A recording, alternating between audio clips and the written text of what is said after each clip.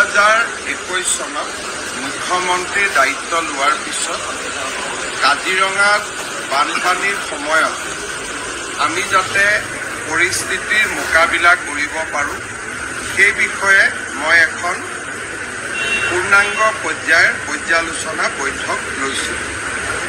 সেই পৰ্যালোচনা বৈঠকখনৰ মূল উদ্দেশ্য আছিল বানপানীৰ সময়ত চোৰাং চিকাৰীয়ে যাতে গড় হত্যা কৰিব নোৱাৰে আৰু বানপানীৰ সময়ত কাজিৰঙাৰ পৰা কাৰ্বি আংলঙৰ পাহাৰলৈকে উঠি যাওঁতে ৰাষ্ট্ৰীয় ঘাইপথত যাতে জন্তুৰ মৃত্যু হ'ব নোৱাৰে।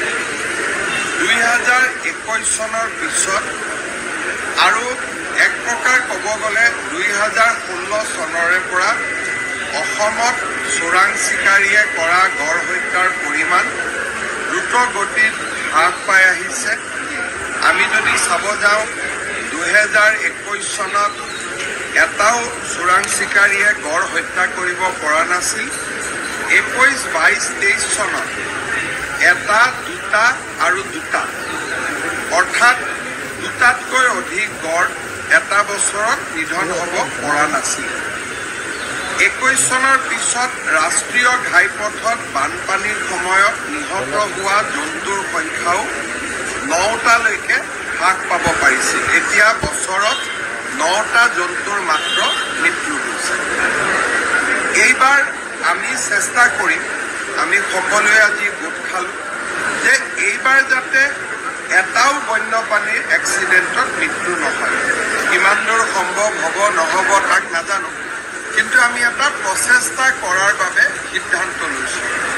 বানপানীৰ সময়ত যাতে কাজিৰঙাৰ ৰাষ্ট্ৰীয় ঘাইপথৰ দুৰ্ঘটনাত জন্তুৰ নিহতৰ সংখ্যা কমোৱাৰ লগে লগে বানপানীৰ সুযোগ লৈ যাতে চোৰাং চিকাৰীয়ে গড় হত্যা কৰিব নোৱাৰে তাৰ বিষয়টো আজি আমি পুংখানুপুংখ আলোচনা কৰোঁ। পুলিচ আৰু কাজিৰঙাৰ কৰ্তৃপক্ষ দুয়োটাৰ মাজত সুসংহত সমন্বয় আমি ৰাখিবলৈ চেষ্টা কৰিম। এই সময়ছোৱাত কাজিৰঙাত আমি 3টা অতিৰিক্ত কামাণ্ডো বেটেলিয়ন আমি ডিপ্লয় কৰিছোঁ। এই মাহত ফৰেষ্টৰ এটা নতুন বেটেলিয়নৰ পাছিং আউট হ'ব আৰু সেই বেটেলিয়নৰো প্ৰায় 600 জোৱানক আমি ফৰেষ্টৰ জোৱানক কাজিৰঙাত আমি ডেপ্লয় কৰাৰ বাবে চেষ্টা কৰিম। আমাৰ বাবে অত্যন্ত সুখ হ'ব যে বুঢ়া চাপৰি উচ্ছেদৰ পিছত বুঢ়া চাপৰিখন লাহে লাহে এখন ধুনীয়া ৱাইল্ড লাইফ চেঞ্চুৰীলৈকে গঢ় লৈ উঠা আৰম্ভ হৈছে আৰু মোক কোৱা মতে বুঢ়া চাপৰিত বৰ্তমান 4টা গড় নিগাজিকৈ বাস কৰিছে। 12টাৰ পৰা 15টা টাইগাৰ তাত চাইড হৈছে আৰু আমাৰ হেণ্ড ৰেইজ ৱাইল্ড বাফেলো এটা বুঢ়া চাপৰিত দেখা গৈছে। অৰ্থাৎ কাজিৰঙাখন এক প্ৰকাৰ বুঢ়া চাপৰিলৈ সম্প্ৰসাৰিত হোৱাৰ সুখবৰটো আজি আমাক কাজিৰঙাৰ ডাইৰেক্টৰে আমাৰ আগত অৱগত কৰে। আমি প্ৰচেষ্টা কৰিম যাতে বুঢ়া চাপৰিত আৰু অধিক জন্তু যায়। তাৰ বাবে বুঢ়া চাপৰিত যিখিনি প্লান্টেশ্যন লাগে, ফৰেষ্টেশ্যন লাগে, জন্তুৰ কাৰণে খাদ্যৰ ব্যৱস্থা কৰিব লাগে, তাক আমি চেষ্টা কৰিম। আৰু তাৰ উপৰিও যাতে চোৰাং চিকাৰীয়ে তাত থকা গড় বা বন্য জন্তুক আক্ৰমণ কৰিব নোৱাৰে তাতে আমি তাক আমি চেষ্টা কৰিম। আৰু তাৰ উপৰিও যাতে চোৰাং চিকাৰীয়ে তাত থকা গড় বা বন্য জন্তুক আক্ৰমণ কৰিব নোৱাৰে তাতে আমি এটা কামাণ্ডো বেটেলিয়নো বুঢ়া চাপৰিত আমি ডেপ্লয় কৰিম। তাৰ বিষয়েও আজি সিদ্ধান্ত লোৱা হয়। আপোনালোকে আৰু আমি সকলোৱে এই কথাও উদ্বেগেৰে সৈতে লক্ষ্য কৰি আছোঁ যে কাজিৰঙাত ইৰোশ্যন যথেষ্ট তীব্ৰতৰ হৈছে। আগতে নিয়ম আছিলে যে ইৰোশ্যন যিমান হয় ডিপজিশ্যনো সিমান হয়, তাৰমানে নেট ৰিজাল্ট মাটি নকমিছিল। কিন্তু যোৱা বছৰকেইটাত কাজিৰঙাত 180 হেক্টৰ মাটি প্ৰত্যেক বছৰে গৰাখহনীয়াৰ গ্ৰাসত পৰিছে। কিন্তু তাৰ পৰিৱৰ্তে ডিপজিশ্যন বা পুনৰ আগমন কাজিৰঙাৰ কাষত হোৱা নাই, ই নদীৰ আন ফালে হৈছে। তাৰ ফলত কাজিৰঙাৰ মাটিকালিৰ সংখ্যা দ্ৰুত গতিত হ্ৰাস পাইছে। আজি আমি সিদ্ধান্ত লৈছোঁ যে এটা এক্সপাৰ্ট গ্ৰুপ গঠন হ'ব।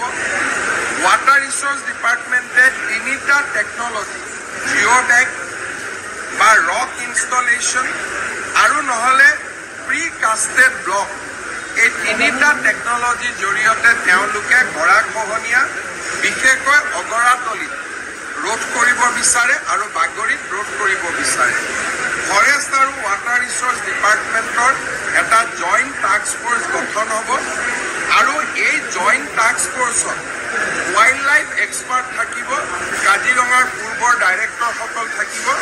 তেওঁলোকে আমাক ৰিকমেণ্ড কৰিব যে কোনটো টেকনলজিৰ সুব্যৱহাৰ কৰিলে আমি কাজিৰঙাৰ গৰাখহনীয়া তৎকালীনভাৱে আমি ৰোধ কৰিব পাৰোঁ।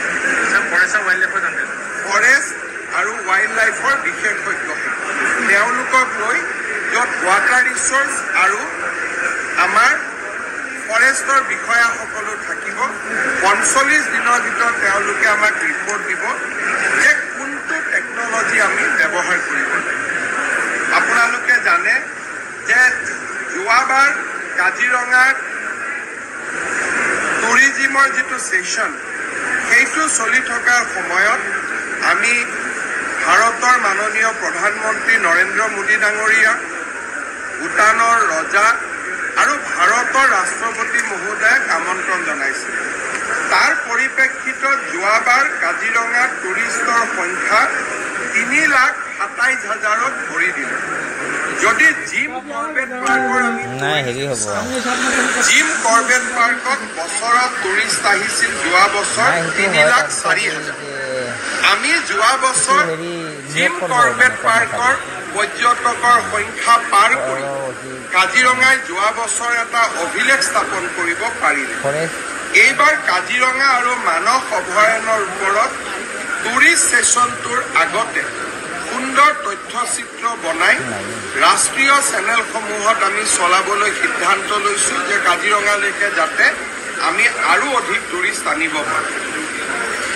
কাজিৰঙা চোৱাৰ উপৰিও কাজিৰঙাৰ ওচৰৰ চাহ বাগিচাসমূহত টি টেষ্টিং আৰু চাইক্লিং ট্ৰেক আৰু বোট ৰাইড আমি 3টা নতুন কম্পোনেণ্ট ইয়াতে যোগ দিব বিচাৰিছোঁ, যাতে চাইক্লিং ট্ৰেক হয়, জন্তুক চোৱাৰ পিছত ইয়াত চাইক্লিং কৰিব পাৰে, টি টেষ্টিং কৰিব পাৰে আৰু তাৰ লগতে বিশ্বনাথ চাৰিআলিলৈকে নাৱেদি যোৱাৰ ব্যৱস্থা থাকিব পাৰে।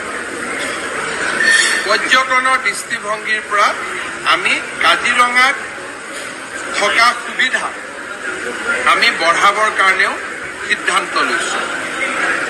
ইয়াৰ লগে লগে কাজিৰঙাত নদীৰ ফালৰ পৰা অহা চোৰাং চিকাৰীক ৰোধ কৰিবৰ বাবে আমি 20খন মেৰাইন ইঞ্জিন থকা নাও